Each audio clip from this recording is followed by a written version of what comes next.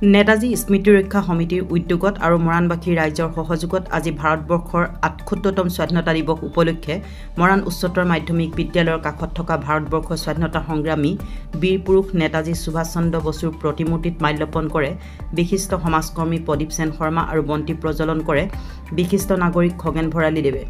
শ্ৰদ্ধা জ্ঞাপন কৰে সমাজকৰ্মী ডক্টৰ ৱাৰায়ন চন্দ্ৰ দেৱ, নেতাজী স্মৃতি ৰক্ষা সমিতিৰ সভাপতি কাজল কুমাৰ দাস, সম্পাদক অপূৰ্ব দেৱ, ৰঞ্জন সেন, দেৱাশিষ পাল, ৰত্না ৰয় ভৌমিকৰ উপৰিও বিশিষ্ট ব্যক্তিসকলে। ৭৮তম স্বাধীনতা দিৱস, এই স্বাধীনতা দিৱস উপলক্ষে আমাৰ মৰাণ উচ্চতৰ মাধ্যমিক বিদ্যালয়ৰ সন্মুখত ২০১৫ চনতে মাহমৰা সমষ্টিৰ প্ৰাক্তন বিধায়ক মাননীয় শৰৎ শইকীয়াদেৱে এটি আৱক্ষ মূৰ্তি আমাক নিৰ্মাণ কৰি দিছিল আৰু ২০১৫ চনৰ পৰাই আমি স্বাধীনতা দিৱস, গণতন্ত্ৰ দিৱস আৰু নেতাজীৰ জন্ম জয়ন্তীত এই আৱক্ষ মূৰ্তিত আমি শ্ৰদ্ধাঞ্জলি জ্ঞাপন কৰি তেখেতক সন্মান জনাই আহিছোঁ। আজি ভাৰতবৰ্ষৰ ৭৮তম স্বাধীনতা দিৱস, এই আমি নেতাজী স্মৃতি ৰক্ষা সমিতিৰ উদ্যোগত আৰু মৰাণবাসী ৰাইজৰ সহযোগত আমি এই স্বাধীনতাগৰাকী আৱক্ষ মূৰ্তিত আজি এই পবিত্ৰ দিনত আমি শ্ৰদ্ধাঞ্জলি জ্ঞাপন কৰিছোঁ, মাল্য অৰ্পণ কৰিছোঁ। আৰু তেওঁ যি স্বাধীনতা সংগ্ৰামী, তেওঁ ভাৰতবৰ্ষৰ পৰা ব্ৰিটিছক খেদি ভাৰতবৰ্ষক যি স্বাধীন কৰি গৈছিল, আমি তেখেতক প্ৰণাম জনাইছোঁ। আৰু এই স্বাধীনতা দিৱসৰ দিনা আৰু তেওঁ সদায় অমৰ থাকক আৰু আমাৰ নৱপ্ৰজন্মৰ হৃদয়ে হৃদয়ে তেওঁ যাতে প্ৰভাৱিত হৈ থাকক, সেই কামনা কৰিছোঁ আজি এই স্বাধীনতা দিৱসৰ এই পবিত্ৰখনত। বৰেণ্য স্বাধীনতা বীৰ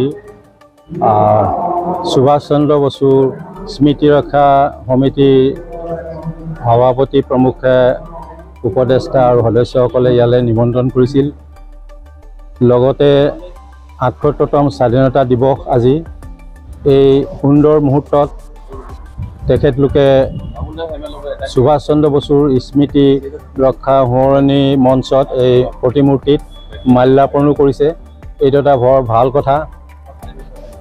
ভাৰত স্বাধীনতা আন্দোলনত তেখেতৰ যি অৱদান, অগ্ৰণী ভূমিকা, উত্তৰ পূৰ্বাঞ্চলত আদি কৰি তেখেতে মণিপুৰ হৈ জাপানলৈ তেওঁ যি সংগ্ৰামৰ ধাৰা বোৱাই নিছিল আৰু পাছত ভাৰত স্বাধীনতাৰ কাৰণে তেওঁ নিজৰ জীৱন উচৰ্গা কৰিছিল, এইটো আমাৰ কাৰণে বৰ অতি গুৰুত্বপূৰ্ণ দিশ।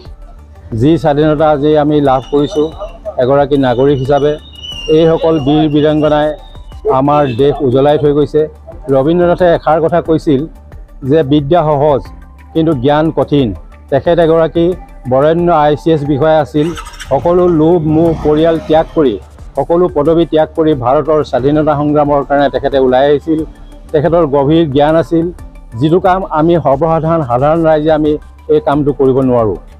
গতিকে তেখেতৰ এই সোঁৱৰণিক মই শ্ৰদ্ধা জনাইছোঁ আৰু বিষয়ববীয়াসকলে এই স্বাধীনতাৰ ৭৮তম মুহূৰ্তত তেখেতৰ প্ৰতি শ্ৰদ্ধাঞ্জলি জ্ঞাপন কৰাত সকলোলৈকে মই ধন্যবাদ জনাইছোঁ আৰু ইমানকৈ মোৰ চমু বক্তব্য সামৰি মাৰিলোঁ।